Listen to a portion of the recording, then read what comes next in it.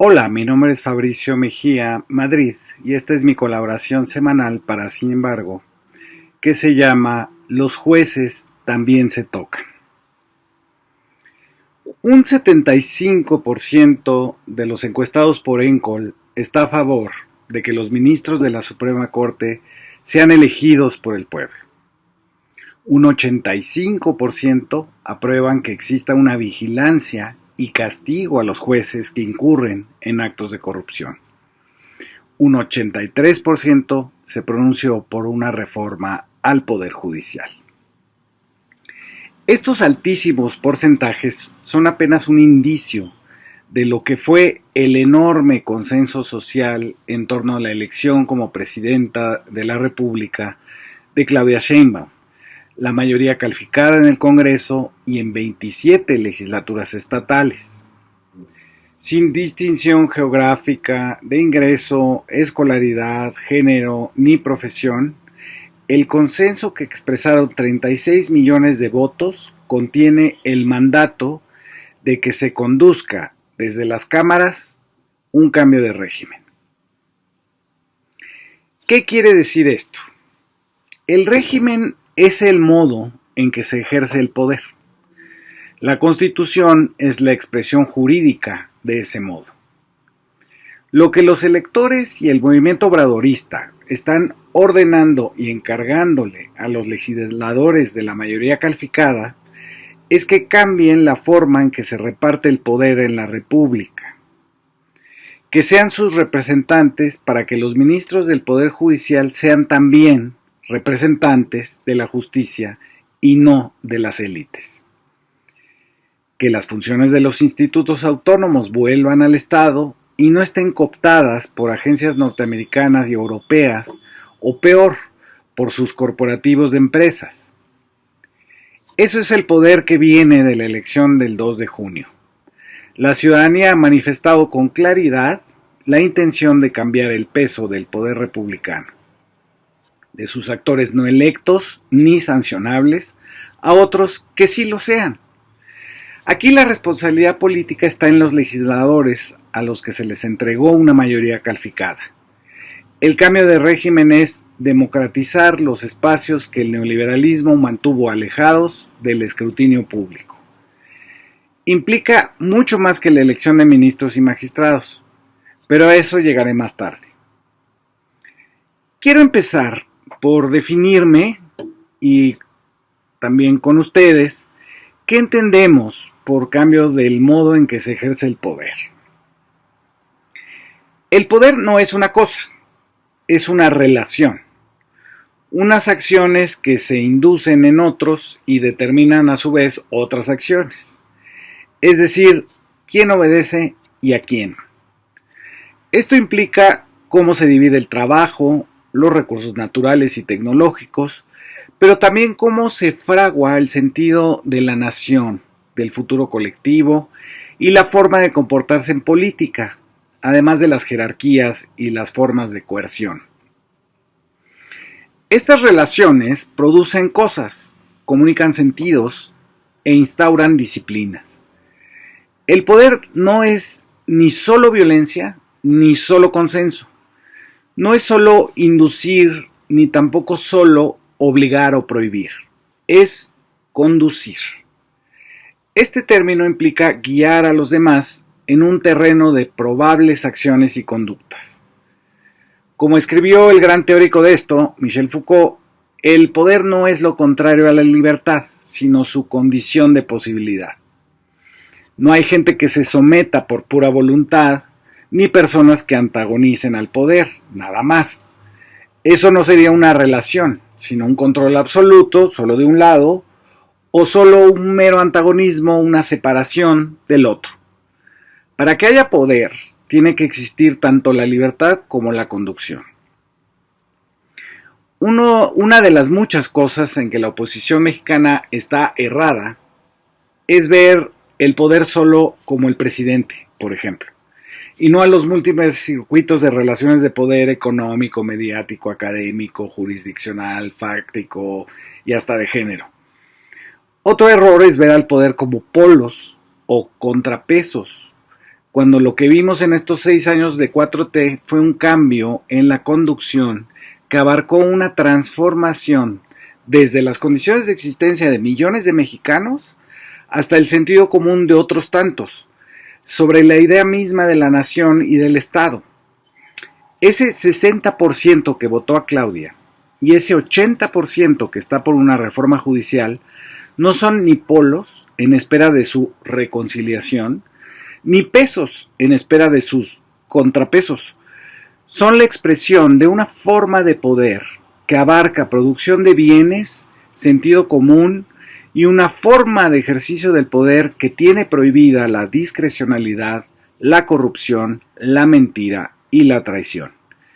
Es un cambio de relación en el interior, no del gobierno, o no solamente, sino de la trama social. No entenderlo es seguir insistiendo en polarizar y contrapesar, y eso es seguir perdiendo. Es no atinar a ver el nuevo terreno en el que estás ya actuando y determinado por el nuevo país. Pero la forma principal de ese poder es, por supuesto, el gobierno. En el de la 4T hay 4 cambios de su forma de ejercicio.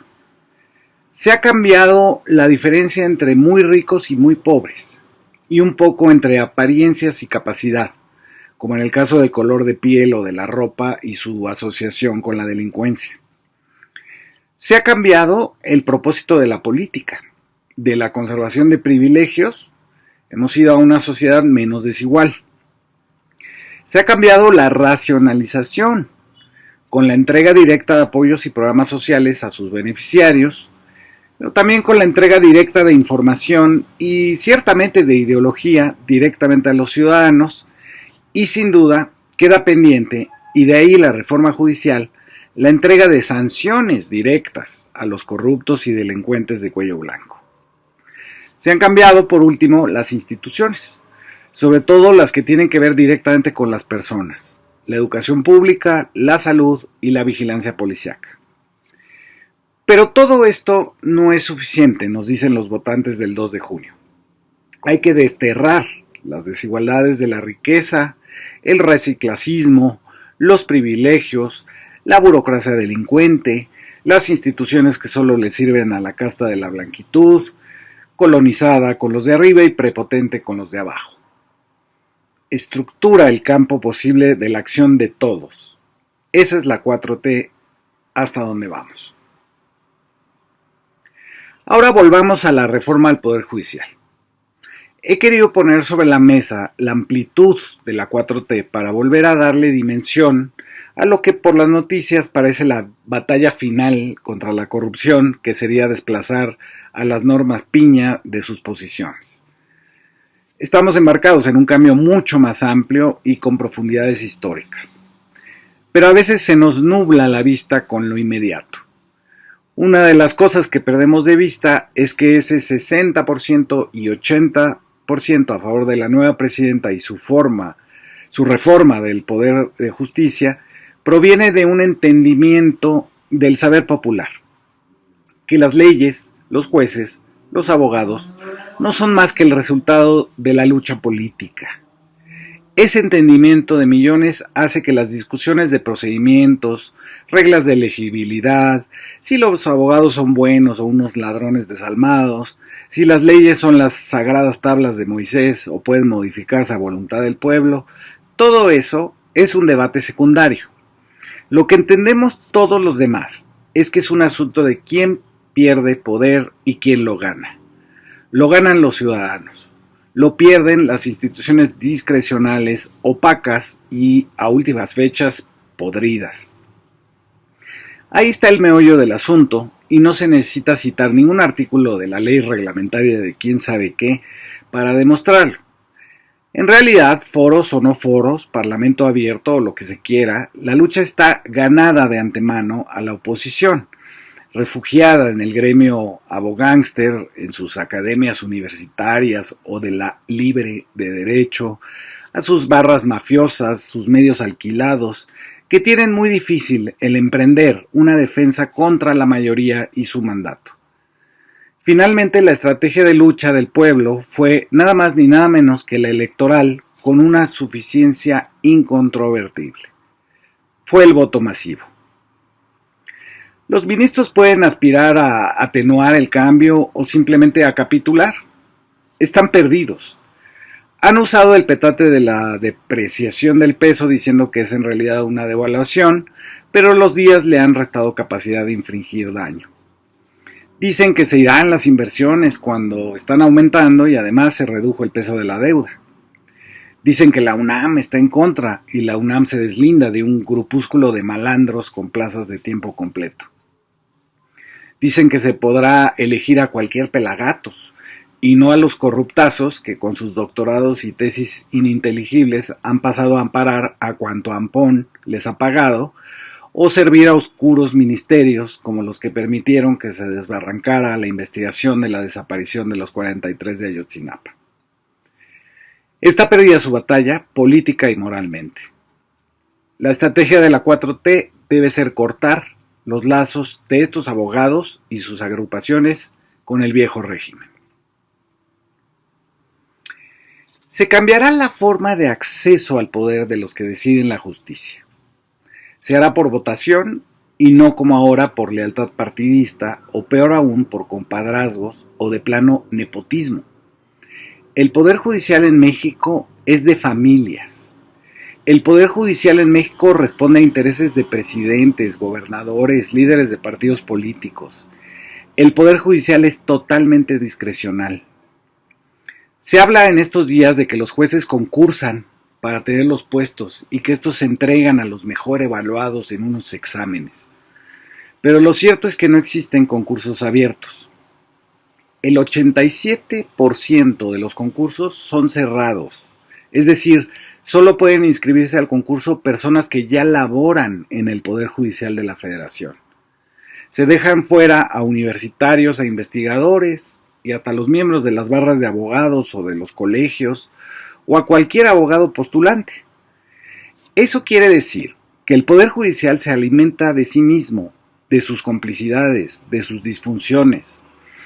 Esto ha provocado que no se contrate a los más capaces o con mayor motivación y vocación para ser juzgadores, sino que se cierra sobre los ya conocidos, sin importar si son o no capaces. Así tenemos gente como Norma Piña, que fue la peor evaluada por el Senado por cientos de expedientes pendientes en su haber, pero aún así es la presidenta de la Suprema Corte. Luego está el tema de que los criterios para evaluar esos 3 exámenes que se requieren van variando de acuerdo a quién quiere el jefe que quede. Hasta un abogado como Héctor Fix Fierro, que en paz descanse, y que no era para nada pro elección de jueces, llegó a decir que el sistema de concursos estaba tan desgastado que, cito, no hay un examen igual al anterior. En cuanto al nepotismo, es decir, que el Poder Judicial está compuesto de unas cuantas familias, baste un dato.